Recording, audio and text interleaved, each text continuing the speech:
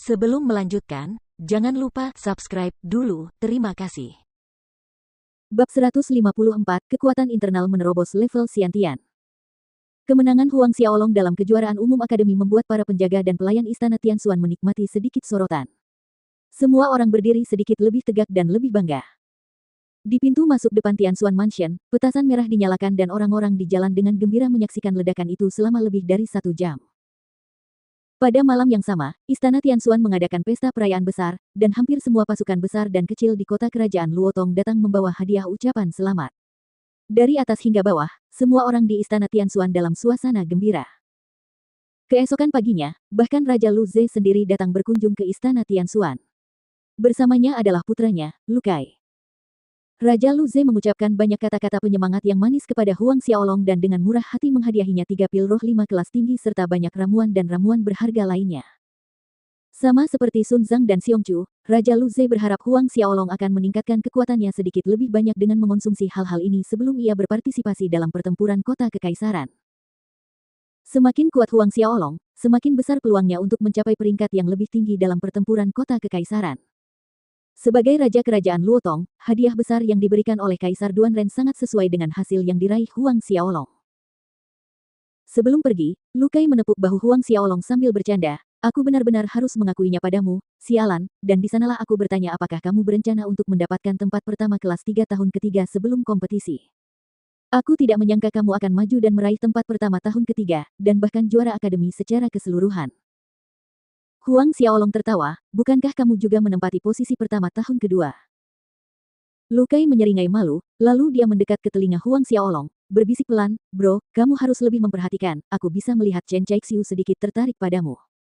Dia langsung melompat menjauh dan melarikan diri setelah meninggalkan sahabatnya dengan peringatan yang ramah.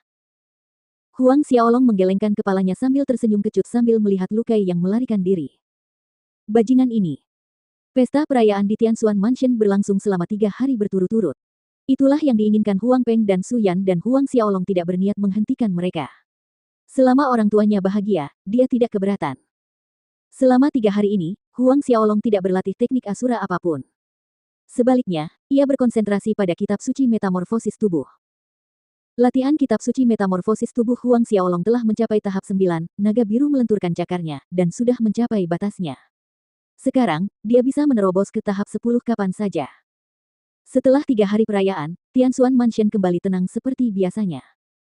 Setelah perayaan selesai, Huang Xiaolong mengaktifkan cincin pengikat dewa dan memasuki medan perang kuno.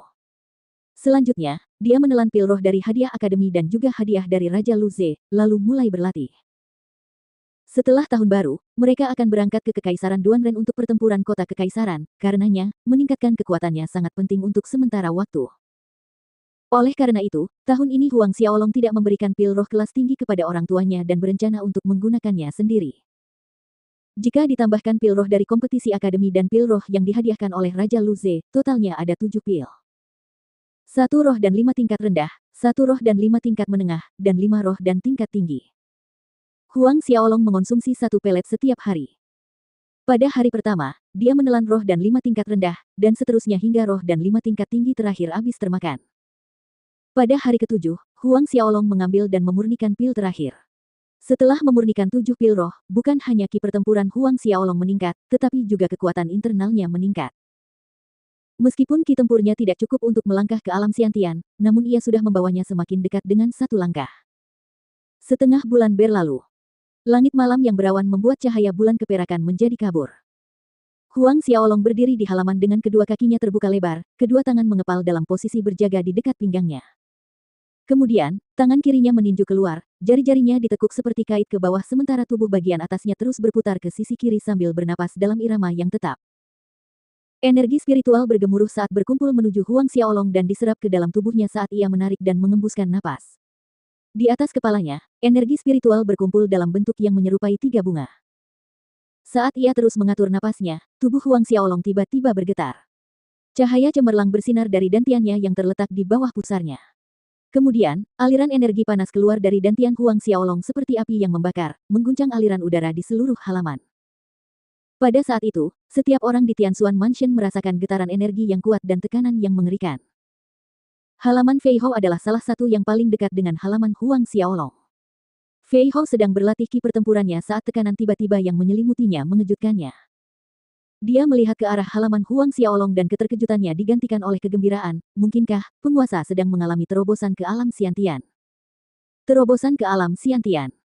Begitu seseorang berhasil menembus alam Xiantian, mereka akan diakui sebagai salah satu ahli terkuat di kerajaan. Status dan identitas seseorang di kerajaan akan meningkat. Di halaman, cahaya merah menyala berputar dan berputar tanpa henti di dalam dantian Huang Xiaolong. Kekuatan internal di dalam dantian tiba-tiba menguap ke atas, dan di detik berikutnya, kekuatan internal berkumpul lagi, mengembun menjadi setetes cairan dan jatuh ke dasar dantiannya. Dantiannya menjadi penuh dengan energi yang bergetar. Begitu dantiannya telah sepenuhnya berubah menjadi wujud cair, Huang Xiaolong perlahan menghentikan nafasnya yang terkendali, mengembalikan tangan dan kakinya ke tengah, sementara kegembiraan terpancar di matanya. Kekuatan internalnya akhirnya menembus ke tingkat alam Xiantian. Meski tidak menyertakan ki pertempuran, Huang Xiaolong masih dapat dianggap sebagai ahli Xiantian hanya berdasarkan kekuatan internalnya saja.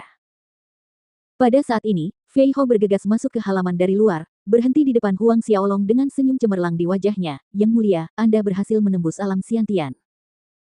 Bisa dibilang begitu, Huang Xiaolong mengangguk sambil tersenyum, itu karena kekuatan internalku yang telah mencapai tahap Xiantian. Fei Hao tertegun sejenak sebelum mengucapkan selamat kepada penguasa karena telah berhasil menembus alam Xiantian.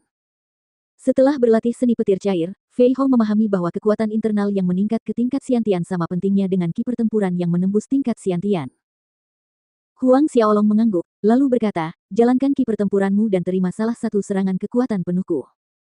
Fei Hao terdiam sejenak mendengar permintaan itu. Mengangguk, cahaya yang kuat berkedip-kedip saat Fei Hao menjalankan ki pertempurannya dengan sangat serius.